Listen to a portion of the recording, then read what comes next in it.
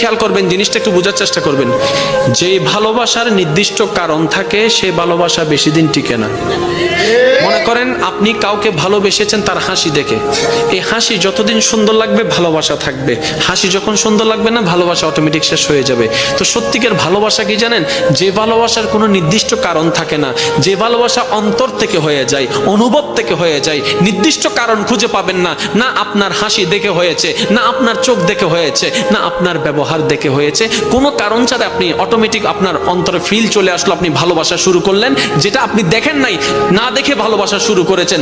দেখবেন এই ভালোবাসা কখনো শেষ হবে না। মনে রাখবেন এটা রহমানের দরবার থেকে স্বামীর অন্তরে স্ত্রী, স্ত্রীর জন্য স্বামীর জন্য আসা ভালোবাসা। কেমন ভালোবাসা? এই ভালোবাসা কখনো ডিভোর্স আনবে না, কারণ সে সারা জীবন কেটে যাবে কেন ভালোবাসি কেন ভালোবাসি এই কারণ খুঁজতে খুঁজতে জীবনেই চলে যাবে, জীবনেই শেষ হয়ে যাবে, ডিভোর্স হওয়ার কোনো সম্ভাবনা আর থাকবে না। বলেন না সুবহান।